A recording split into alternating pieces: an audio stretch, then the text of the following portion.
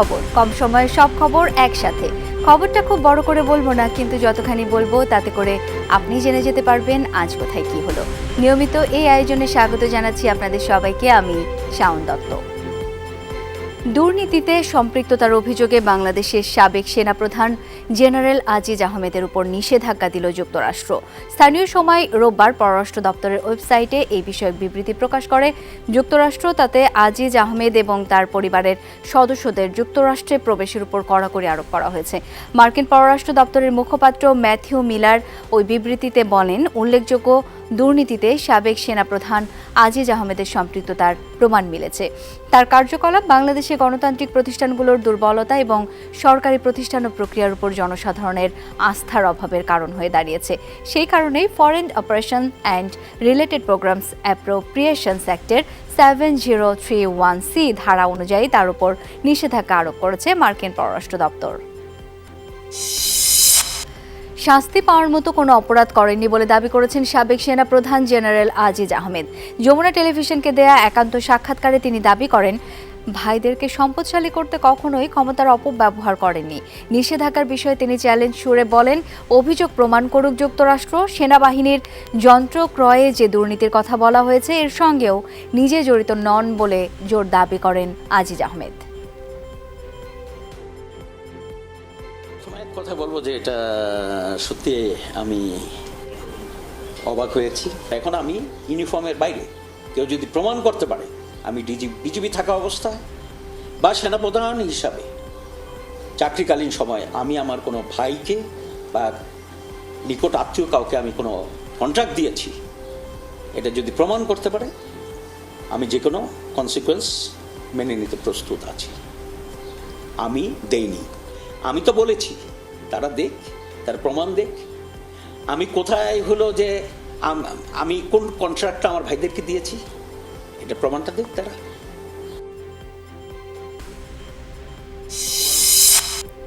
সাবেক সেনাপ্রধান জেনারেল আজিজ আহমেদকে নিষেধাজ্ঞা দেয়া হবে তা আগেই যুক্তরাষ্ট্রে বাংলাদেশ দূতাবাসকে জানানো হয়েছিল। ঢাকা রিপোর্টার্স ইউনিটিতে মেট দ্য রিপোর্টার্স অনুষ্ঠানে কথা জানান পররাষ্ট্রমন্ত্রী ডক্টর হাসান মাহমুদ। বলেন, নির্বাচনে অংশ না নিয়ে একটি গোষ্ঠী দেশের বিরুদ্ধে ষড়যন্ত্র চালাচ্ছে। বাংলাদেশের নির্বাচন আন্তর্জাতিকভাবে সুষ্ঠু ও গ্রহণযোগ্য হয়েছে বলেও দাবি করেন তিনি। তিনি বলেন, শুধু বাংলাদেশেই নয়, ইউরোপের অনেক দেশেও এখন ভোট কম পড়ছে। দেশের বিরুদ্ধে ষড়যন্ত্রের অংশ হিসাবে ক্ষণে ক্ষণে বিদেশিদের দুয়ারে বিএনপি সহ তাদের মিত্ররা গেছেন এবং দেশের গণতান্ত্রিক প্রক্রিয়াকে বাধাগ্রস্ত করার অপচেষ্টা চালিয়েছেন। সাবেক সেনাপ্রধান আজিজের নিষেধাজ্ঞার বিষয়টি ব্যক্তিগত। যুক্তরাষ্ট্র অনেক দেশের নাগরিককেই এভাবে নিষেধাজ্ঞা দিয়ে আসছে। দুপুরে সচিবালয়ে এসব কথা বলেন স্বরাষ্ট্রমন্ত্রী আসাদুজ্জামান খান। এ সময় ভারতের নিখোঁজ ঝিনাইদহের এমপি আনোয়ারুল আজিমের বিষয়ে মন্ত্রী বলেন, এই বিষয়ে সরকারের কাছে কোনো আপডেট নেই। তিনি জানান, বাংলাদেশের পুলিশ ও গোয়েন্দা সংস্থা ভারতের পুলিশ ও গোয়েন্দা সংস্থার সাথে একসাথে কাজ করছে। শিগগিরই তার খোঁজ পাওয়া যাবে বলে আশা করা যাচ্ছে। তার ব্যবহৃত মোবাইলটি বন্ধ পাওয়া যাচ্ছে বলেও জানান স্বরাষ্ট্রমন্ত্রী। এটা নিয়ে তো আমার কোনো মন্তব্য নেই, কেন আসছে কিভাবে আসছে সেটা তো আমি এখনো দেখি নাই। আমি শুধু শুনেছি আজকে একটা বিজ্ঞপ্তি আমি দেখেছি। আমেরিকান সরকার কিন্তু অনেক দেশে অনেক পার্সোনাল লেভেলেও এই ধরনের নিষেধাজ্ঞা দিয়েছেন, অনেক দেশে দিয়েছে। কাজে এটা তাদের জন্য নতুন কিছু নয়। এমন অভিযোগ ও নিষেধাজ্ঞা দেশ ও সেনাবাহিনীর জন্য লজ্জাজনক বলে মন্তব্য করেছেন সুজন সম্পাদক বদিউল আলম মজুমদার। সাবেক সেনাপ্রধান জেনারেল আজিজের উপর মার্কিন নিষেধাজ্ঞা ইস্যুতে এমন মন্তব্য করেন তিনি। বলেন, সরকারের উচিত অভিযোগ খতিয়ে দেখে ব্যবস্থা নেওয়া। আরও অনেকের বিরুদ্ধে এমন অভিযোগ আছে, তাদের বিষয়ে আগে থেকে ব্যবস্থা নেওয়া উচিত। সেনাপ্রধান ছিলেন, গুরুত্বপূর্ণ পদে ছিলেন, তার উপর এইরকম একটা বিদেশি রাষ্ট্র নিষেধাজ্ঞা জারি করা এটা লজ্জাস্কর। লুটপাটের সাথে যুক্ত, বহুভাবে তারা এই দেশের অনেক ক্ষতি করছে, দেশের নাগরিকদের স্বার্থহানি ঘটাচ্ছে। তো এদের বিরুদ্ধে ব্যবস্থা নেওয়ার আমাদের সরকারেরই আবশ্যক, সরকারেরই এদের বিরুদ্ধে ব্যবস্থা নেওয়া জরুরি। র্যাবের উপর নিষেধাজ্ঞার পরও বন্ধ হয়নি তাদের ভয়ঙ্কর কার্যক্রম। আজিজের উপর নিষেধাজ্ঞাতেও খুশি হওয়ার কিছু নেই, এমন মন্তব্য করেছেন বিএনপি মহাসচিব মির্জা ফখরুল ইসলাম আলমগীর। সকালে ডিআরইউতে জাগবার সাবেক সভাপতি শফিউল আলম প্রধানের ৭ম মৃত্যুবার্ষিকীর আলোচনা সভায় মির্জা ফখরুল বলেন, অর্থনীতিকে ধ্বংসের দ্বারপ্রান্তে নিয়ে গেছে সরকার। বলেন, মূল্যস্ফীতি বৃদ্ধির সাথে সাথে সরকারের দুর্নীতিও বাড়ছে। ১৫ বছরে ব্যাপক অপকর্মে সরকার জনসমর্থন হারিয়েছে বলেও দাবি করেন তিনি। তাই সুষ্ঠু নির্বাচন দিতে তাদের এত ভয়। প্রতিবাদ করলেই বিরোধী নেতাকর্মীদের মিথ্যা মামলায় হয়রানি করা হয়। অনেকে খুশি হবেন যে আপনার আজিজের স্যাংশন এসছে। আমি মনে করি যে ওটা হচ্ছে আরেকটা বিভ্রান্ত করা। র্যাব সংগঠন হিসেবেই বন্ধ, পুলিশের 9 জন ছিল, তখন তো স্যাংশন হয়েছিল। তাতে কি ওদের সেই ভয়ঙ্কর যাত্রা যেটা, সেই যাত্রা বন্ধ হয়েছে? বন্ধ হয়নি। নিজেদের পায় নিজে। দ্বিতীয় ধাপের উপজেলা পরিষদ নির্বাচনে ১৫৬টি উপজেলায় ভোট গ্রহণ শেষ হয়েছে। চলছে গণনা। সকাল ৮টা থেকে শুরু হওয়া ভোট শেষ হয় বিকেল ৪টায়। বেশিরভাগ উপজেলায় ভোট ব্যালটে গ্রহণ করা হয়েছে। ইলেকট্রনিক ভোটিং মেশিন ইভিএমে ভোট নেওয়া হয়েছে ২৪টি উপজেলায়। গণনা শেষ হলে জানা যাবে স্থানীয় সরকারের চেয়ারম্যান, ভাইস চেয়ারম্যান ও মহিলা ভাইস চেয়ারম্যান পদে নির্বাচিত হবেন কারা। দ্বিতীয় ধাপের জন্য ১৬১টি উপজেলায় তফসিল ঘোষণা করেছিল নির্বাচন কমিশন। তবে নানা জটিলতায় ৫টি উপজেলায় ভোট হয়নি। নির্বাচন পরবর্তী আইন শৃঙ্খলা পরিস্থিতি বজায় রাখতে ২৩ মে পর্যন্ত মাঠে থাকবেন ম্যাজিস্ট্রেটরা। ইচ্ছা মতো ভোট দিছি, আমাদের মনের ইচ্ছা যাকে হবে তাকেই আমরা ভোট দিছি। তো ইচ্ছা কোনো সমস্যা তো হয়নি। লোকজন বৃষ্টির কারণে মানে ধীরে ধীরে আসতেছে এবং ভোট দিতে চলে যাচ্ছে। আমার নাম্বার ভুল হয়েছিল প্রথমে, এখন নাম্বার ঠিক করি আমি ভোট দিয়ে আমি চলে যাচ্ছি। শান্তিপূর্ণভাবে ভোট হচ্ছে, ভোটে কোনো রকমের কোনো সমস্যা নাই। এদিকে বিভিন্ন স্থানে বিচ্ছিন্ন সংঘাত আর কম ভোটার উপস্থিতির খবর পাওয়া গেছে। দুপুরে চট্টগ্রামের হাটহাজারী উপজেলার জোবরা পিপি স্কুল অ্যান্ড কলেজ কেন্দ্রে উত্তেজনা দেখা দেয়। আধিপত্য বিস্তারকে কেন্দ্র করে মোটরসাইকেল প্রতীক ও ঘোড়া প্রতীকের চেয়ারম্যান প্রার্থীর সমর্থকদের মধ্যে ধাওয়া পাল্টা ধাওয়া শুরু হয়। প্রায় ১০ মিনিটের মতো চলে এই হামলা। কেন্দ্রের বাইরে এই ঘটনায় ভেতরে ভোটাররা আতঙ্কিত হয়ে পড়ে। আইন শৃঙ্খলা রক্ষা বাহিনী পরিস্থিতি নিয়ন্ত্রণে আনে। রাজশাহীর দুর্গাপুরে উপজেলা পরিষদের নির্বাচনে নোয়াপাড়া ইউনিয়নের একটি কেন্দ্রে 2 চেয়ারম্যান প্রার্থীর সমর্থকদের মধ্যে সংঘর্ষ হয়েছে। এতে আহত হয়েছে অন্তত 6 জন। সকালে উপজেলার গোপালপুর প্রাথমিক বিদ্যালয় কেন্দ্রে এই ঘটনা ঘটে। স্থানীয়রা জানায়, চেয়ারম্যান পদে ঘোড়া প্রতীকের প্রার্থী আব্দুল মজিদ সর্দার ও মোটরসাইকেল প্রতীকের প্রার্থী শরীফুজ্জামান শরীফের সমর্থকরা ভোট কেন্দ্র দখলের চেষ্টা করে। এতে সংঘর্ষ বেঁধে যায়। আধা ঘন্টা বন্ধ থাকে ভোট গ্রহণ।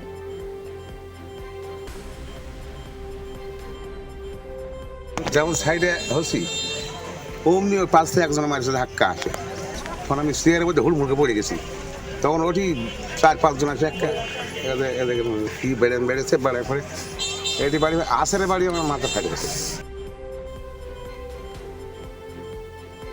রাজবাড়ীর বালিয়াকান্দিতে ভোট কেন্দ্রে যাওয়ার পথে চেয়ারম্যান প্রার্থী আবুল কালাম আজাদের 2 কর্মী সমর্থককে কুপিয়ে জখম করার অভিযোগ উঠেছে প্রতিদ্বন্দ্বী প্রার্থীর সমর্থকদের বিরুদ্ধে। সকালে উপজেলার নবাবপুর ইউনিয়নের চর দক্ষিণবাড়ি গ্রামে এই ঘটনা হয়।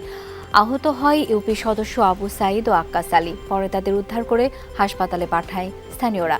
এই ঘটনায় নাহিদ নামের একজনকে আটক করেছে পুলিশ। লক্ষ্মীপুরের রামগঞ্জে কেন্দ্র দখল চেষ্টার অভিযোগে 5 জনকে আটক করা হয়েছে। বেলা 11টার দিকে পশ্চিম কাজিরখিল সরকারি প্রাথমিক বিদ্যালয় কেন্দ্র দখলের জন্য সেখানে জড়ো হয় আনারস প্রতীকের সমর্থকরা। তারা ভোটারদের বাধা দেয়। এ সময় ছবি তুলতে গেলে আনারস প্রতীকের সমর্থকরা এক সাংবাদিকের মোটরসাইকেল ভাঙচুর করে। বিষয়টি প্রিজাইডিং অফিসার রিটার্নিং অফিসারকে জানালে আইন শৃঙ্খলা রক্ষা বাহিনী পরিস্থিতি নিয়ন্ত্রণে আনে।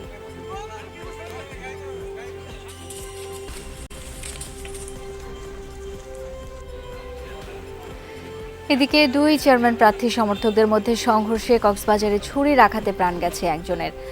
বিস্তারিত জেনে নেব। এই বিষয়ে যোগ দিচ্ছেন এখন সহকর্মী এহসান আল কুতুবী। এহসান, কি নিয়ে এই সংঘর্ষের সূত্রপাত হলো? এলাকার পরিস্থিতি এখন কেমন দেখছেন, জানাবেন আমাদের।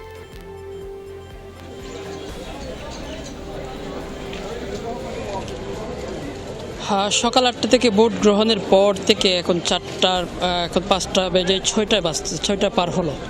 আমরা সারাদিন কক্সবাজার যে 3টি উপজেলায় ভোট হচ্ছে তার মধ্যে চকরিয়া, পেকুয়া এবং ঈদগাঁও উপজেলা। এই ঈদগাঁও উপজেলাতে 5টি ইউনিয়ন নিয়ে এই ঈদগাঁও উপজেলাটি, এখানে আসলে সংঘর্ষ হবে এবং এত বড় একটা হত্যাকাণ্ডের মতো ঘটনা ঘটবে এটা কেউ ভাবেনি। যেহেতু উপজেলার প্রতিষ্ঠিত হওয়ার পর উপজেলা হিসেবে প্রতিষ্ঠা লাভ করার পর প্রথম উপজেলা নির্বাচন হচ্ছে। এখানে আমরা যেটা জেনেছি সকালে 12টার পরে প্রথমে ওখানে যে আনারস প্রতীকের প্রার্থী রয়েছে তার সমর্থকদেরকে মারধরের অভিযোগ তুলে এবং অভিযোগ উঠে মূলত টেলিফোন প্রতীকের সমর্থকদের বিরুদ্ধে।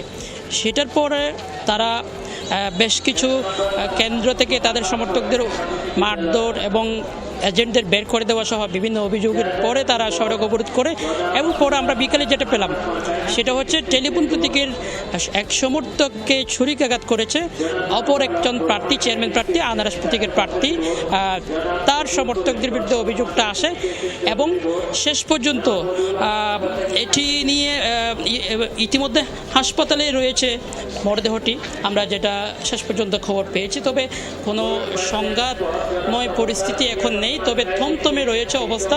যে কোনো মুহূর্তে যে কোনো কিছু ঘটতে পারে, যেহেতু নির্বাচনী একটা বিষয়, নির্বাচনে স্বাভাবিক সহিংসতার ঘটনা ঘটে, সেই হিসেবেই মূলত সব কিছু ঠিকঠাকের মধ্যেই যাচ্ছিল। এই মুহূর্তে হঠাৎ করে বিকাল 4টার দিকে এমন একটি ঘটনা ঘটেই যায়, যেটা আসলে কক্সবাজারে আগে যে 2টি নির্বাচন হয়েছে, উপজেলা নির্বাচন হয়েছে আগে আরও 3টি উপজেলাতে এবং ঈদগাঁতে 5টি ইউনিয়নে নির্বাচন হয়েছে, শান্তিপূর্ণভাবে নির্বাচন হয়েছে, কোনো ধরনের সংঘাত বা বিশৃঙ্খলা ঘটেনি 2-1টি ঘটনা ছাড়া। কিন্তু আজকের যে ঘটনা এটি সবাইকে ভাবিয়ে তুলেছে এবং ইতিমধ্যে পরিস্থিতি থমথমে থাকলেও পরিস্থিতি নিয়ন্ত্রণে নিয়েছে আইনশৃঙ্খলা বাহিনী। তার মানে এই মুহূর্তে পরিস্থিতি নিয়ন্ত্রণে আছে। অনেক ধন্যবাদ আপনাকে এহসান। দ্বিতীয় ধাপে 156 উপজেলা নির্বাচনে 30% বেশি ভোট পড়েছে বলে জানিয়েছেন প্রধান নির্বাচন কমিশনার কাজী হাবিবুল আওয়াল। বিকেলে আগারগাঁও নির্বাচন ভবনে সাংবাদিকদের তিনি এই তথ্য জানান। বলেন, দেশের বড় একটি রাজনৈতিক দল না আসায় ভোট কম পড়েছে। সুষ্ঠুভাবে ভোট শেষ হয়েছে উল্লেখ করে সিইসি বলেন, ভোটে সামান্য হাতাহাতির ঘটনা আছে, কিন্তু উল্লেখযোগ্য কোনো সহিংসতা হয়নি। স্বচ্ছতার সাথে ভোট গ্রহণ শেষ হয়েছে বলেও দাবি করেন তিনি। 30% ভোটকে কখনোই খুব উৎসাহব্যঞ্জক মনে করি না।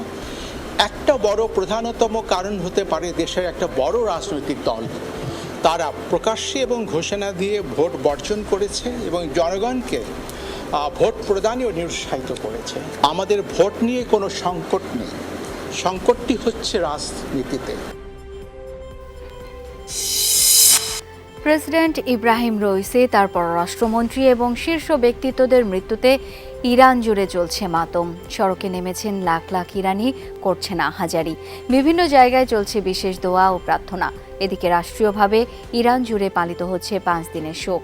প্রতিবেশী ছাড়াও মুসলিম বিশ্বের বিভিন্ন দেশ এই রাজনীতিকের মৃত্যুতে শোকস্তব্ধ। আমাদের দেশের কি হবে? দুর্ঘটনার পর থেকেই এই দুশ্চিন্তা তাড়া করে বেড়াচ্ছে। মৃত্যুর খবর নিশ্চিত হওয়ার আগ পর্যন্ত শুধু দোয়া করেছিলাম তিনি যেন বেঁচে থাকেন। ইরানিরা ভেঙে পড়বে না।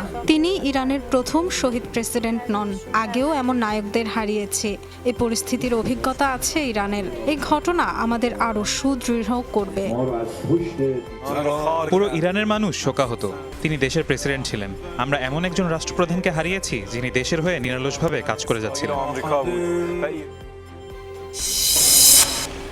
এদিকে ধর্মীয়ভাবে গুরুত্বপূর্ণ বিভিন্ন শহরে নেওয়া হচ্ছে প্রেসিডেন্ট সহ হেলিকপ্টার দুর্ঘটনায় নিহতদের মরদেহ। মঙ্গলবার ঐতিহাসিক ও ধর্মীয় স্থাপনা আর্ক অব দ্য ব্রিজে অনুষ্ঠিত হয় জানাজা। সেখানে রাখা হয় তাদের মরদেহ। এ সময় উপস্থিত হন লাখো ইরানি, জানান শোক। জানাজার পর অনুষ্ঠিত হয় বিশেষ র্যালি এবং শোক সভা। তাবরিজ শহর থেকে মরদেহ নেওয়া হয় ধর্মীয়ভাবে দ্বিতীয় গুরুত্বপূর্ণ শহর কোমে। সেখানেও অনুষ্ঠিত হয় শোক এবং মাতম। এরপর নিহতদের মরদেহ নেওয়া হয় রাজধানী তেহরানে। সেখানে শ্রদ্ধা জানাচ্ছেন সর্বোচ্চ ধর্মীয় নেতা আয়াতুল্লাহ খোমেনি সহ সর্বস্তরের জনগণ। প্রয়াত প্রেসিডেন্ট রইসির মরদেহ এরপর নেওয়া হবে তার জন্মস্থান মাশহাদে। সেখানেই তাকে দাফন করা হবে। প্রস্তুতি নেওয়া হচ্ছে ওই শহরেও। হেলিকপ্টার বিধ্বস্ত হয়ে ইরানের প্রেসিডেন্ট নিহতের ঘটনায় তদন্ত শুরু করেছে তেহরান। সশস্ত্র বাহিনীর প্রধান জেনারেল বাঘেরির তত্ত্বাবধানে উচ্চ পর্যায়ের একটি কমিটিকে দায়িত্ব দেওয়া হয়েছে বিষয়টি তদন্তের। এদিকে প্রাথমিক যাচাই বাছাই শেষে তুরস্কের তদন্ত সংস্থা জানিয়েছে, বিধ্বস্ত হওয়ায় হেলিকপ্টারের ট্রান্সপন্ডার থেকে পাওয়া যায়নি কোনো সংকেত। তদন্তের পাশাপাশি আলোচনা চলছে ইরানের অভ্যন্তরীণ নানা সংকট নিয়েও। ইরানের প্রেসিডেন্ট ইব্রাহিম রইসি ও পররাষ্ট্রমন্ত্রী হোসেন আমির আবদুল্লাহিয়ানের মৃত্যুতে শোক পালন করছে বিশ্বের বিভিন্ন দেশ। মস্কোতে ইরানের দূতাবাসের সামনে ইব্রাহিম রইসি সহ নিহত সকলকে স্মরণে ফুলেল শ্রদ্ধা জানান সাধারণ রুশ নাগরিকরা। সমবেদনা ও সহমর্মিতা জানান ইরানের নাগরিকদের প্রতি। এদিকে ইরানি প্রেসিডেন্টের মৃত্যুতে মঙ্গলবার একদিনের শোক পালন করছে ভারত। এদিন দেশটির সরকারি অফিসে অর্ধনমিত রাখা হয় ভারতের জাতীয় পতাকা। শোক বার্তা পাঠিয়েছেন উত্তর কোরিয়ার সর্বোচ্চ নেতা কিম জং উন। আরও অনেক দেশেই পালিত হচ্ছে শোক। ইব্রাহিম রইসি এবং তার পররাষ্ট্রমন্ত্রীর মৃত্যুতে শোক জানিয়েছে যুক্তরাষ্ট্র, তবে সেই বার্তাতেও ছিল ইরানি প্রেসিডেন্টের সমালোচনা। এক বিবৃতিতে শোক জানান হোয়াইট হাউসের নিরাপত্তা উপদেষ্টা জন কির্বি। বলেন, ইব্রাহিম রইসি ইরানের প্রেসিডেন্ট ছিলেন, তাই নিয়ম রক্ষার খাতিরে শোক বার্তা দিয়েছে যুক্তরাষ্ট্র। তবে নীতিগতভাবে রইসির আদর্শ এবং কার্যক্রমের বিরুদ্ধে যুক্তরাষ্ট্রের অবস্থান। বিশেষভাবে সরকার বিরোধী হাজারো মানুষের উপর অমানবিক নির্যাতন চালিয়েছে রইসি প্রশাসন। পাশাপাশি মধ্যপ্রাচ্যে সন্ত্রাসবাদ বিস্তারের জন্য রইসিকে দায়ী করেন জন কির্বি।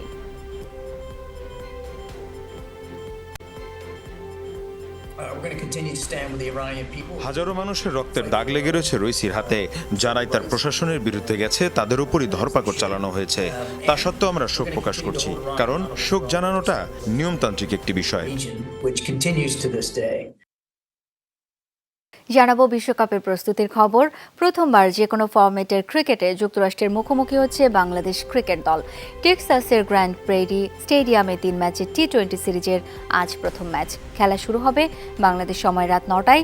যুক্তরাষ্ট্র ও ওয়েস্ট ইন্ডিজে জুনের 2 তারিখ থেকে শুরু হচ্ছে নবম টি-20 বিশ্বকাপ। 8 জুন ডালাসে শ্রীলঙ্কার বিপক্ষে ম্যাচ দিয়ে মিশনে নামবে বাংলাদেশ। উদ্বোধনী ম্যাচে কানাডার মুখোমুখি হবে স্বাগতিকরা। বিশ্বকাপের আগে 3 ম্যাচের সিরিজটি 2 দলের জন্যই প্রস্তুতির দারুণ সুযোগ। এই মাঠেই নিজেদের প্রথম 2 ম্যাচ খেলবে যুক্তরাষ্ট্র। তাদের বিপক্ষে সিরিজ খেলেই বিশ্বকাপের প্রস্তুতি সারবে সাকিব শান্তরা। 23 ও 25 মে একই মাঠে সিরিজের দ্বিতীয় ও তৃতীয় ম্যাচ। কিশোর গ্যাং বিষয়ে উদ্বেগ জানিয়েছেন প্রধান বিচারপতি ওবায়দুল হাসান। জোর দিয়েছেন অপরাধ নিয়ন্ত্রণ পদ্ধতির উন্নয়নের উপর। রাজধানীর সূত্রাপুরে আলোচিত আশিকুর রহমান অপু হত্যা মামলার আপিল শুনানির এক পর্যায়ে প্রধান বিচারপতি বলেন, এখন আগের সেই সামাজিক অবস্থা নেই, সমাজে অপরাধের ধরন পাল্টেছে, তাই অপরাধ নিয়ন্ত্রণ পদ্ধতির উন্নয়ন করতে হবে। এ সময় কিশোর গ্যাং প্রসঙ্গ টেনে প্রধান বিচারপতি বলেন, সমাজে বেপরোয়া কিশোর গ্যাং নিয়ে খবর হয়েছে গণমাধ্যমে। ভিকারুন্নিসা নুন স্কুলের 169 শিক্ষার্থীর ভর্তি বাতিলই থাকবে। দুপুরে এই সংক্রান্ত এক রায়ে ভর্তিতে অনিয়ম তদন্তের নির্দেশ দিয়েছেন হাইকোর্ট। একই সঙ্গে এই বিষয়ে তদন্তে 3 সদস্যের একটি কমিটিও গঠনের নির্দেশ দেওয়া হয়েছে। এ সময় এক পর্যবেক্ষণে আদালত বলেন, শিশু শিক্ষার্থীদের এমন পরিস্থিতির জন্য তাদের অভিভাবকরা অসাবধানতার দায় এড়াতে পারেন না।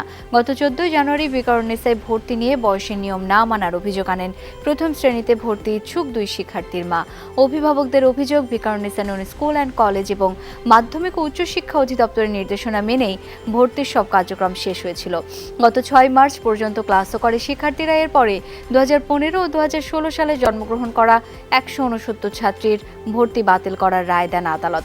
অভিভাবকদের দাবি কিছু না জানিয়েই শিক্ষার্থীদের ভর্তি বাতিল করে দেয় স্কুল কর্তৃপক্ষ।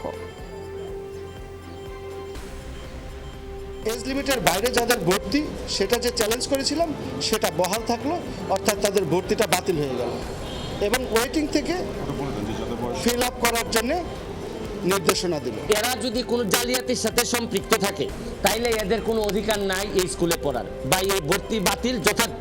কিন্তু যদি এদের পক্ষ থেকে কোনো জালিয়াতি না থেকে থাকে, অন্যের দোষ যদি এদের গায়ে পড়ে থাকে, তাইলে এরা একটা অনুকম্পা পাইতে পারে, কারণ এরা একেবারেই বাচ্চা।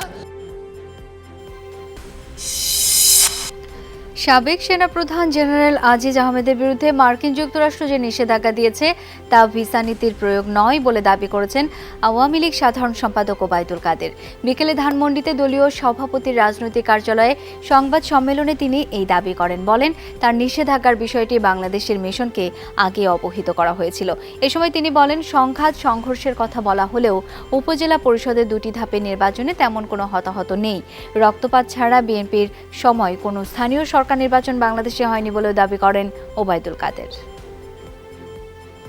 বাংলাদেশের মিশনকে জেনারেল আজিজের বিষয়ে অবহিত করা হয়েছে।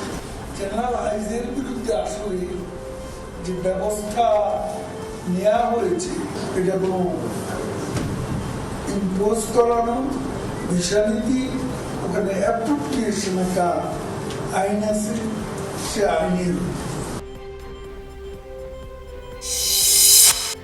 বৈশ্বিক মত প্রকাশ প্রতিবেদন সূচকে 161টি দেশের মধ্যে বাংলাদেশের অবস্থান 128তম। আর্টিকেল 19 প্রকাশিত প্রতিবেদনে বলা হয়, বাংলাদেশে মত প্রকাশের স্বাধীনতা সংকটজনক অবস্থায় রয়েছে। প্রতিবেদনে বলা হয়, 5 বছর সময়কাল বিবেচনায় নিলেও স্কোরের দিক থেকে একই জায়গায় আটকে আছে বাংলাদেশ। 2018 সালেও বাংলাদেশ সংকটজনক ক্যাটাগরিতে ছিল। বিগত 10 বছর বিবেচনায় বাংলাদেশে মত প্রকাশের স্কোর কমে গেছে। প্রতিবেদনে বলা হয়, বাংলাদেশ 2014 সালে প্রথম সংকটজনক শ্রেণীতে অন্তর্ভুক্ত হলেও সেখান থেকে বের হতে পারেননি। বাংলাদেশের মত প্রকাশের স্বাধীনতা নাই সার্বিকভাবে, এটা কিন্তু বলবো না, বলা যাবে না। কিছু মানুষের জন্য অবারিত মত প্রকাশের স্বাধীনতা আছে, সেটি সত্য কথা বলি বা অসত্য কথা বলি, যেভাবে বুঝি খুশি বলি সেটি আমি স্বাধীনভাবে বলতে পারবো, এরকম কিছু মানুষ আছে। আবার কিছু আর বাকি যে বিশাল জনগোষ্ঠী, তাদের জন্য কিন্তু হচ্ছে যে আসলে তাদের মত প্রকাশের স্বাধীনতা হচ্ছে যে একটা নিয়ন্ত্রণের মধ্যে আছে। শান্তিপূর্ণ, ন্যায়পরায়ণ এবং অন্তর্ভুক্তিমূলক সমাজ গঠনে সন্ত্রাসবাদে জিরো টলারেন্স বিষয়ে বাংলাদেশ কাজ করবে জানিয়েছেন পররাষ্ট্র সচিব মাসুদ বিন মোমেন। দুপুরে মন্ত্রণালয়ে বাংলাদেশের সহিংস চরমপন্থা প্রতিরোধ, স্নাতক এবং স্থায়িত্ব শীর্ষক এই সেমিনারে এমনটাই জানান তিনি। সচিব বলেন, দক্ষিণ এশীয় দেশগুলোর মধ্যে প্রথম দেশ হিসেবে সন্ত্রাসবাদ মোকাবেলায় বাংলাদেশ বিশেষ সক্ষমতা অর্জন করেছে। এ সময় global community engagement and resilience ফান্ডের নির্বাহী পরিচালক ডক্টর খালিদ কৌসার বলেন, দক্ষিণ এশিয়ার দেশগুলোর মধ্যে গত কয়েক বছরে বাংলাদেশের কার্যক্রম চোখে পড়ার মতো। We have learned through GSERV's engagements that quick fixes are not sufficient.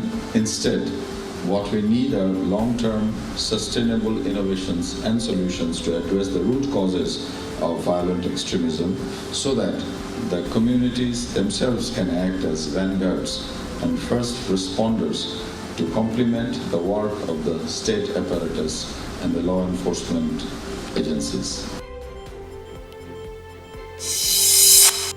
ভরা মৌসুমে অবশেষে মিলছে চালের দাম কমার আভাস। গত 2 সপ্তাহে কেজিতে দর কমেছে প্রায় 10 ভাগ।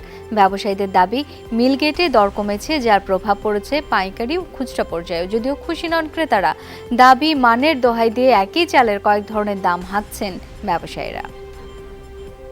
তারা ভাঙ্গে আনে, যে মিলের থেকে যারা আনে তারা খরচা দিয়ে কত পরে তারা লাভ করে আরেকজনের কাছে বিক্রি করে, সে আবার ওইখান থেকে কিনে গাড়ি ভাড়া দিয়ে এখানে পৌঁছতে চাউলের দাম আপনার 70 টাকা কেজি পড়ে যায়। 66-67 টাকা চাল ছিল মনে হয় কিছুদিন আগে, সপ্তাহ 10 দিন আগে। এখন বাজারে এসে কিনতে দেখি 70 টাকা। বড় বড় গ্রুপগুলো নর্থ বেঙ্গলে আছে প্রায় 7-8টা গ্রুপ, তারা ফিক্স করে দিচ্ছে যে আমার আগামী 1 সপ্তাহ এই চালের রেট, এই রেটে আমি চাল বিক্রি করবো, নিচে করবো না। কাঁচা মরিচের বাজারে অস্থিরতা দেখা দিয়েছে। প্রতি কেজির দাম 200 টাকা। 250 গ্রাম কিনতে ক্রেতাদের গুনতে হচ্ছে 50 থেকে 55 টাকা, অথচ 2 সপ্তাহ আগেও দাম ছিল 100 থেকে 120 টাকা। এই পরিস্থিতিতে আমদানির প্রস্তুতি নিতে শুরু করেছেন ব্যবসায়ীরা। দোকানিরা বলছেন, এই সময়ে বাজারে কাঁচা মরিচের সরবরাহ কম থাকে। গ্রীষ্মকালে মরিচের গাছ শুকিয়ে যাওয়ায় ফলনও আগের তুলনায় কম হয়। ক্রেতাদের অভিযোগ, ভালো মানের মরিচের যোগান কমেছে। বৃষ্টি না থাকার কারণে মরিচটা বড় হচ্ছে না, গাছ মরে যাচ্ছে, যার জন্য মরিচের চাহিদা হয়েছে বেশি বাংলাদেশে, যার জন্য মরিচটা আমদানি হবে। আমদানি করার প্রস্তুতি আছে, যদি সরকার আইপি দেয় এলসি করবো, তারপর সামনে সপ্তাহে হয়তো কাঁচামরিচ ঢুকতে পারে। রাজধানীর কারওয়ান বাজারে মশলা দোকানে অভিযান চালিয়ে 2 দোকানিকে মোট 13,000 টাকা জরিমানা করেছে জাতীয় ভোক্তা অধিকার সংরক্ষণ অধিদপ্তর। দুপুরে ভোক্তা অধিদপ্তরের সহকারী পরিচালক ফাহমিনা আক্তার কারওয়ান বাজারের পাইকারি ও খুচরা দোকানগুলোতে অভিযান চালায়। এ সময় মশলা দোকানে গিয়ে এক দোকানি বোর্ডে সঠিক মূল্য তালিকা প্রদর্শন না করায় 10,000 টাকা জরিমানা করা হয়। আরেক দোকানি বেশি দামে এলাচ কেনার প্রমাণ হিসেবে ক্রয় রসিদ দেখাতে না পারায় তাকেও 3,000 টাকা জরিমানা করে। কারওয়ান বাজার সহ ঢাকা মেট্রোপলিটন এলাকার বনানী ও মৌলভীবাজারের আড়তে অধিদপ্তরের 4 কর্মকর্তার নেতৃত্বে 4টি পৃথক টিম বাজার তদারকি কার্যক্রম পরিচালনা করে। আইন ভঙ্গ করলে আপনাকে সে অনুযায়ী পানিশমেন্ট দেওয়া হবে। সাপ্লাই চেনে কোনো প্রবলেম নেই, সকল পণ্যের নিত্য প্রয়োজনীয় পণ্যের বাজারে এনাফ সাপ্লাই রয়েছে এবং এটা বাজারে হঠাৎ করে বৃদ্ধি পাওয়ারও কোনো কারণ নেই। যদি এমন কোনো তথ্য কারো কাছে থাকে অবশ্যই জাতীয় ভোক্তা অধিকার সংরক্ষণ অধিদপ্তরের হটলাইন নাম্বার 16121 অবশ্যই আপনারা আমাদেরকে জানাবেন। এই দরিবুলের ইয়ার ভিতরে ঠিকমতো লেখা নাই। এলআরসির ব্যাপার নিয়ে আর কি একটু মানে আগের রেট ছিল তো তা হাফ রেট ছিল না আর কি, তার জন্য আর কি। ঈদের আগে কোনো পণ্যের দাম নতুন করে নির্ধারণ করা হবে না, যে দাম আছে সেই দামই থাকবে, জানিয়েছেন বাণিজ্য প্রতিমন্ত্রী আহসানুল ইসলাম টিটু। দুপুরে সচিবালয়ে তিনি জানান, সরবরাহ ঠিক থাকার পরেও 2-1 জায়গায় জিনিসপত্রের দাম একটু বেড়েছে। রোজার ঈদের মতো এবারও যেন দাম ঠিক থাকে সেজন্য প্রধানমন্ত্রী নির্দেশনা দিয়েছেন। প্রতিমন্ত্রী বলেন, ঈদকে কেন্দ্র করে কেউ যেন সুযোগ নিতে না পারে সেটি নিশ্চিত করা হবে। এবারও দাম নিয়ন্ত্রণে কঠোরভাবে বাজার মনিটরিং করা হবে।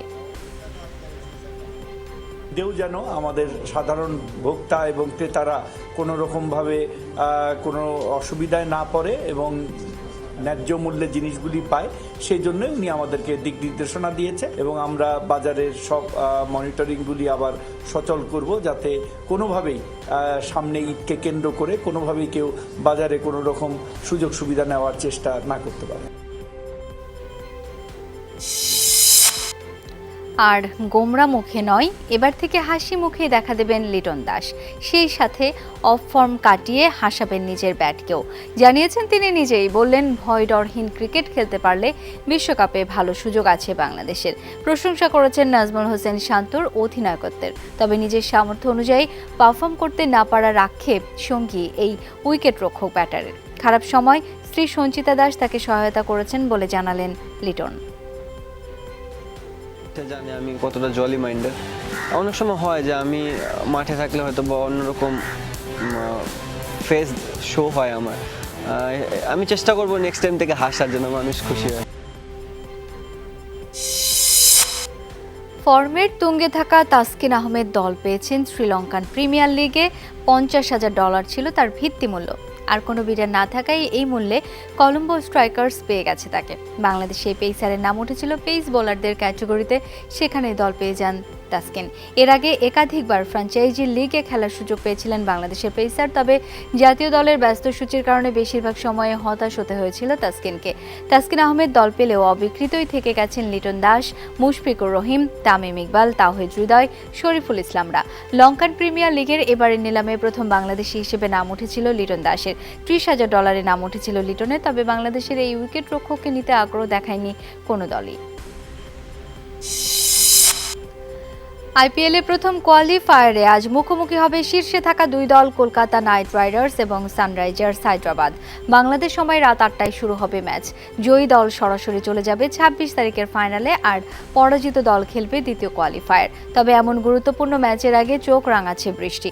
খেলা হবে আহমেদাবাদের নরেন্দ্র মোদী স্টেডিয়ামে। বুধবার একই ভেন্যুতে এলিমিনেটরে মুখোমুখি হবে রাজস্থান ও বেঙ্গালুরু। প্লে অফের 3টি ম্যাচে কোনো রিজার্ভ যে নেই। স্বাস্থ্য মন্ত্রণালয়ের অসহযোগিতার কারণে মশক নিধন কার্যক্রমে ব্যাঘাত ঘটছে বলে অভিযোগ করেছেন ঢাকা দক্ষিণের মেয়র ব্যারিস্টার শেখ ফজলে নূর তাপস। সকালে মশক নিয়ন্ত্রণ কার্যক্রম আরও ফলপ্রসূ করতে নগর ভবন মিলনায়তনে এক মতবিনিময় সভায় এই অভিযোগ করেন তিনি। মেয়র বলেন, মশার প্রভাব নিয়ে স্বাস্থ্য মন্ত্রণালয় থেকে অপ্রয়োজনীয় তথ্য দিয়ে কর্পোরেশনকে ব্যতিব্যস্ত রাখা হয়, কিন্তু সেখানে রোগীর মূল ঠিকানায় দেয়া হচ্ছে না, ফলে তাৎক্ষণিক কোনো ব্যবস্থাও নেওয়া সম্ভব হয় না। এ সময় ডেঙ্গু নিয়ন্ত্রণে সমন্বিত উদ্যোগের পাশাপাশি সব কাউন্সিলরকে জনসচেতনতামূলক কার্যক্রম চালানোর নির্দেশ দেন মেয়র। আমাকে আসল তথ্য প্রকৃত যেটা আমার প্রয়োজন সেটা দিচ্ছে না, আবার অতিরিক্ত যেটা আমার অপ্রয়োজনীয় তথ্য সেটা দিয়ে আমাকে ব্যতিব্যস্ত রাখা হচ্ছে। তো এই জায়গাটায় সমন্বয় আমার প্রয়োজন এবং সেই জায়গাটায় আমি বারবার বলছি যে আমাকে সঠিক নির্ভুল তথ্যগুলো দিয়ে আমাদেরকে সহযোগিতা করুন। ব্যবসায়ীদের কেউ কেউ রপ্তানি করা পণ্যের আয় সময় মতো দেশে আনছেন না।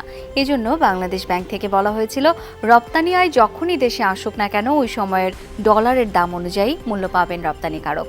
এখন আবার সেই সিদ্ধান্তে পরিবর্তন এনেছে কেন্দ্রীয় ব্যাংক, জানিয়েছে যখন রপ্তানি আয় আসবে তখনকার ডলারের দামেই মূল্য পাবেন রপ্তানিকারক। বাংলাদেশ ব্যাংক সোমবার এই সংক্রান্ত প্রজ্ঞাপন জারি করে। ফলে যে কেউ পুরনো আয় দেশে আনলেও এখনকার 117 টাকা 50 পয়সা দামে রপ্তানি আয় পাবেন।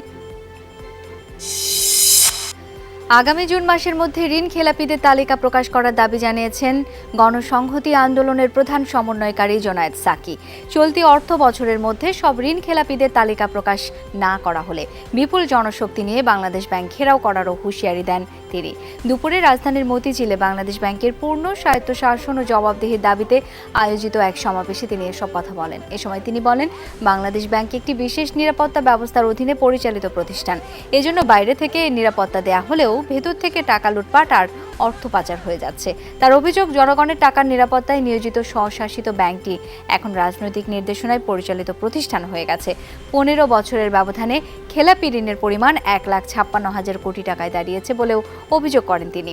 বলেন, অবলোপন ও মাফ করা ঋণের হিসাব করলে খেলাপি ঋণ 4 লাখ কোটি টাকা ছাড়িয়ে গেছে। দেশের সমস্ত সম্পদ লুট হয়ে যাচ্ছে, সেইটা পরিষ্কার করে জানাতে, কারা লুট করছে তাদের নাম আমরা জানতে চাই, তাদের বিরুদ্ধে ব্যবস্থা আমরা দেখতে চাই। আমরা আপনাদেরকে জানিয়ে যাচ্ছি,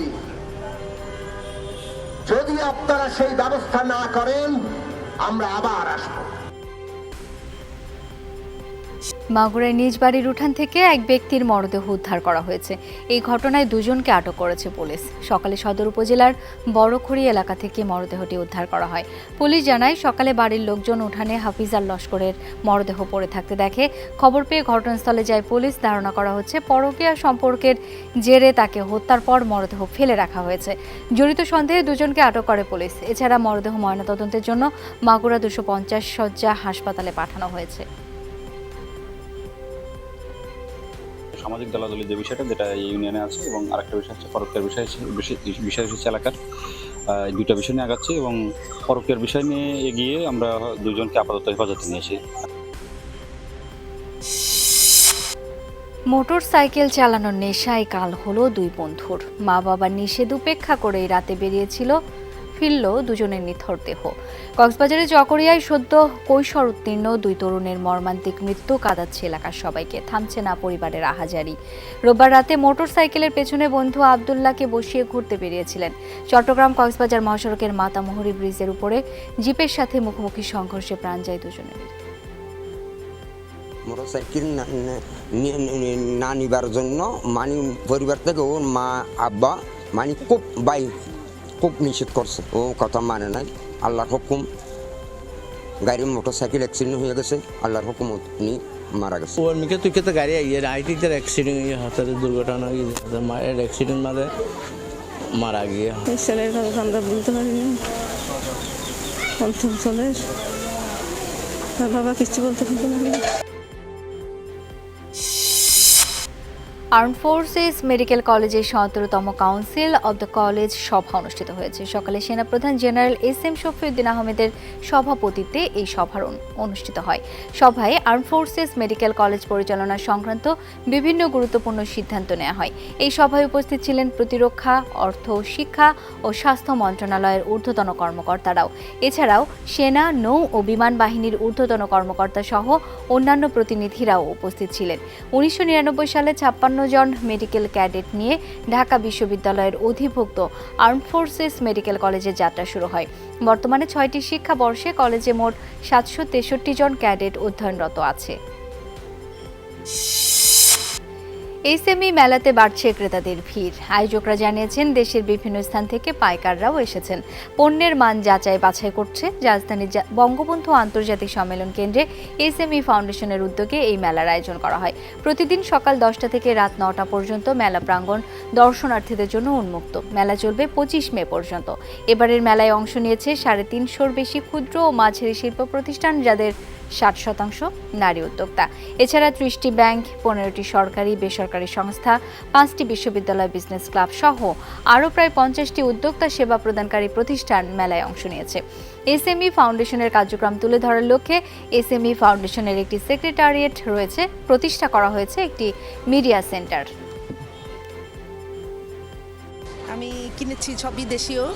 খুলনা একটা স্টল থেকে প্যাচওয়ার্কের আমি জামা কিনেছি, মেয়ের জন্য শাড়ি কিনেছি। এই নারী সমাজ বিশেষ করে তারা যে উদ্যোক্তা শ্রেণী এবং অ্যাট দ্য সেম টাইম পরিশ্রমের মাধ্যমে দেশ এবং জাতিকে এগিয়ে নিয়ে যাওয়ার জন্য তাদের যে প্রচেষ্টা, এটা আমার আসলে খুব ভালো লাগলো। পৃথিবীর সর্বোচ্চ পর্বতশৃঙ্গ এভারেস্টের চূড়ায় আরোহণের দুদিন পরেই লোৎসে পর্বতের শীর্ষ ছুঁলেন 33 বছর বয়সী বাবর আলী। স্থানীয় সময় মঙ্গলবার সকাল 5:50 বাবর আলী লোৎসে পর্বত চূড়ায় ওঠেন। নেপালের স্নোই হরাইজন নামে ট্রেকিং ও পর্বতাভিযান পরিচালনাকারী প্রতিষ্ঠানের তত্ত্বাবধানে এভারেস্ট ও লোৎসে অভিযানে যান তিনি। এটি বাংলাদেশি কোনো নাগরিকের প্রথম লোৎসে সামিট। একই সাথে দুটি 8000 শৃঙ্গ জয়ের ঘটনাও এই প্রথম। 1 এপ্রিল বাংলাদেশ থেকে নেপালের উদ্দেশ্যে রওনা হন বাবর আলী। প্রস্তুতি শেষে 4 এপ্রিল কাঠমান্ডু থেকে উড়ে যান লুকলা বিমানবন্দরে। 19 মে এভারেস্টের চূড়ায় ওড়ান লাল সবুজের পতাকা। লাল সবুজের পতাকা হাতে 41,000 ফুট উঁচু থেকে লাফ দিয়ে Guinness book of world record করতে যাচ্ছেন বাংলাদেশি যুবক আশিক চৌধুরী। আগামী 25 মে যুক্তরাষ্ট্রের একটি এয়ারফিল্ড থেকে বিশেষায়িত বিমানে করে 41,000 ফুট উপরে উঠে লাফ দেবেন তিনি। সকালে ইআরএফ মিলনায়তনে এক সংবাদ সম্মেলনে দুঃসাহসিক এই স্কাই ডাইভিং নিয়ে নিজের প্রস্তুতির কথা জানান আশিক চৌধুরী। এর আগে বিভিন্ন সময়ে 12,000 ফুট উচ্চতা থেকে লাফ দিয়েছিলেন তিনি। আশিক তার সাফল্য কামনায় দেশবাসীর দোয়া চেয়েছেন। এই প্রচেষ্টায় স্পন্সর হিসেবে থাকবে ইউনাইটেড কমার্শিয়াল ব্যাংক ইউসিবি। সংবাদ সম্মেলনে আশিক চৌধুরীর হাতে বাংলাদেশের পতাকা তুলে দেন ইউসিবির ব্র্যান্ড মার্কেটিং ও কর্পোরেট বিভাগের প্রধান আবুল কালাম আজাদ।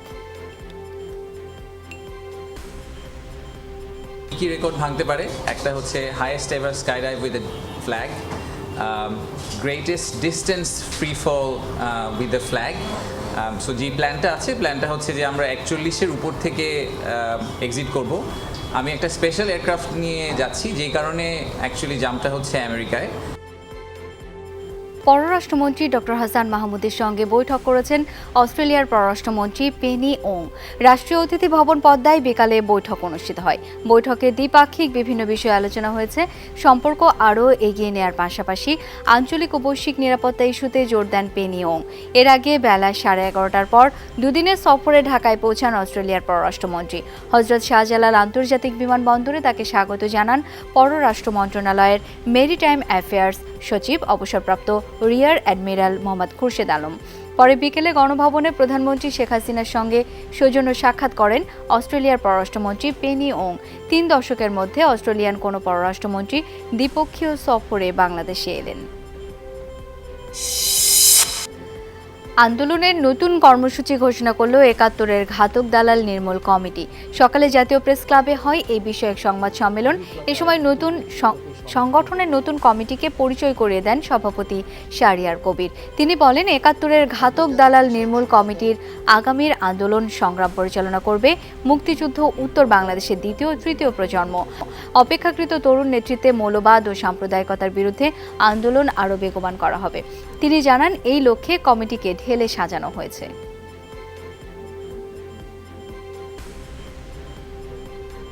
আগামীতে আন্দোলন পরিচালনা করবেন অপেক্ষাকৃত তরুণ নেতৃত্ব মুক্তিযুদ্ধোত্তর বাংলাদেশের 2য় ও 3য় প্রজন্ম।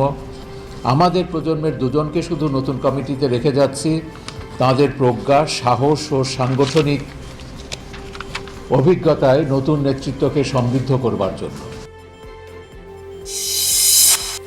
ময়মনসিংহের ত্রিশালে একটি পতিত জমির গর্তে 2 শিশুসহ 3 জনের মরদেহ উদ্ধার করেছে পুলিশ। বিকেলে কাকচর নয়াপাড়া গ্রামে একটি পতিত জমিতে মরদেহের খণ্ডাংশ নিয়ে শিয়ালকে টানাটানি করতে দেখে স্থানীয়রা। পরে খবর পেয়ে ঘটনাস্থলে পৌঁছে মরদেহ উদ্ধার করে পুলিশ। প্রাথমিক ধারণা সপ্তাহখানেক আগে তাদেরকে হত্যার পর মাটি চাপা দেওয়া হয়েছে। এই ঘটনায় এলাকায় চাঞ্চল্যের সৃষ্টি হয়েছে। এলাকাবাসীরা ভিড় করছেন ঘটনাস্থলে। এদিকে মরদেহগুলো ক্ষত বিক্ষত হওয়ায় পরিচয় শনাক্ত করা সম্ভব হয়নি বলে জানিয়েছে পুলিশ। ময়নাতদন্তের জন্য মরদেহগুলো ময়মনসিংহ মেডিকেলে নেওয়া হয়েছে। তিনটা লাশ দেখা যাচ্ছিল, তখন আমরা থানায় জানাইছি, পুলিশ আসছিল, তা দেখি আমরা সবাই আতঙ্কে আছি। ত্রিশালের একটা দুর্গম প্রান্তই বলবো, এখানে আজ দুপুর 2টার দিকে 3টা ডেড বডি আবিষ্কৃত হয়। আমরা ধারণা করছি যে একজন মা এবং তার 2 এবং 4 বছর বয়সী 2টা ছেলে ডেড বডি, এবং ডেড বডি 3টাই হাইলি ডিকম্পোস্ট। পরিচয় চেহারা দেখে শনাক্ত করা যায়নি। আগামী বাজেটে নবম পে স্কেল প্রদানের দাবিতে মানববন্ধন করেছে চট্টগ্রাম ভেটেরিনারি ও অ্যানিম্যাল সায়েন্স বিশ্ববিদ্যালয় কর্মচারী ইউনিয়ন। নগরের খুলশী এলাকায় এই কর্মসূচি থেকে ইউনিয়নের নেতারা বৈষম্যমূলক প্রজ্ঞাপন থেকে পাবলিক বিশ্ববিদ্যালয়ের শিক্ষক কর্মকর্তা কর্মচারীদের আওতামুক্ত রাখার দাবি জানান। ইউজিসি প্রণীত নীতিমালাকে প্রহসন উল্লেখ করে তা প্রতিহত করারও ঘোষণা দেন মানববন্ধনে অংশগ্রহণকারীরা। কর্মচারী ইউনিয়নের সভাপতি, সাধারণ সম্পাদক সহ অন্যরা এতে বক্তব্য রাখেন। হলফনামায় তথ্য গোপনের অপরাধে চন্দনাইশ উপজেলা চেয়ারম্যান পদে প্রার্থী জসিমউদ্দিন আহমেদের প্রার্থিতা বাতিল এবং থানার ওসি ওবায়দুল ইসলামকে প্রত্যাহারের দাবি জানিয়েছে চন্দনাইশ নাগরিক ফোরাম। প্রেস ক্লাবে সংবাদ সম্মেলনে ফোরামের কর্মকর্তারা অভিযোগ করেন, প্রার্থী জসিম 89 কোটি টাকা ঋণ খেলাপি হওয়ায় 5 মাসের দেওয়ানি সাজাপ্রাপ্ত, যা হলফনামায় গোপন করেছেন। অন্যদিকে আচরণবিধি লঙ্ঘন করে প্রচারণার তথ্য প্রমাণ জমাদানের পরও কোনো ব্যবস্থা নেওয়া হয়নি। প্রকাশ্যে ওই প্রার্থীর পক্ষাবলম্বনের অভিযোগে চন্দনাইশ থানার ভারপ্রাপ্ত কর্মকর্তা ওবায়দুল ইসলামকে প্রত্যাহারের দাবি জানান নাগরিক ফোরামের নেতারা। আগামী 29 মে চন্দনাইশ উপজেলায় নির্বাচন অনুষ্ঠিত হবে। আজ বিশ্ব মেডিটেশন দিবস। সকালে জাতীয় প্রেস ক্লাব প্রাঙ্গণে কোয়ান্টাম ফাউন্ডেশনের উদ্যোগে ছিল আয়োজন, যাতে অংশ নেন বিভিন্ন শ্রেণী পেশার কয়েকশো মানুষ। এ সময় সমবেত মেডিটেশন চর্চাও করা হয়। অনুষ্ঠানে বক্তারা মেডিটেশনের গুরুত্ব তুলে ধরেন। নিয়মিত মেডিটেশন চর্চার মাধ্যমে কর্মোদ্যমী মানবিক সমাজ গঠন করা সম্ভব, এমনটাই সবার প্রত্যাশা। মেসি দি মারিয়াকে নিয়ে কোপা আমেরিকার প্রস্তুতি ম্যাচের জন্য 29 সদস্যের দল ঘোষণা করেছে আর্জেন্টিনা। বাদ পড়েছেন বিশ্বকাপ জয়ী দলের সদস্য পাওলো দিবালা। এই স্কোয়াড থেকে 3 জনকে বাদ দিয়ে 26 জনকে নিয়ে হবে কোপা আমেরিকার দল। 9 জুন শিকাগোর সোলজার ফিল্ড স্টেডিয়ামে ইকুয়েডরের বিপক্ষে খেলবে আর্জেন্টিনা। পরবর্তীতে 14 জুন গুয়েতেমালার বিপক্ষে তাদের ম্যাচটি হবে ওয়াশিংটন ডিসিতে। 2026 বিশ্বকাপের আঞ্চলিক বাছাই এখন পর্যন্ত 6 ম্যাচ খেলে মাত্র 1টিতে হেরেছে আর্জেন্টিনা। 20 জুন থেকে যুক্তরাষ্ট্রে বসবে কোপা আমেরিকার আসর, যেখানে উদ্বোধনী দিনেই ম্যাচ রয়েছে মেসিদের। গ্রুপ এতে তাদের বাকি 3 সঙ্গী কানাডা, চিলি ও পেরু। কোপায় আর্জেন্টিনা কানাডার বিপক্ষে প্রথম ম্যাচ খেলবে 20 জুন আটলান্টার মার্সিডিজ বেঞ্চ স্টেডিয়াম। এই ছিল আজকের সব খবরের আয়োজন। এতক্ষণ সাথে থাকার জন্য সবাইকে অসংখ্য ধন্যবাদ।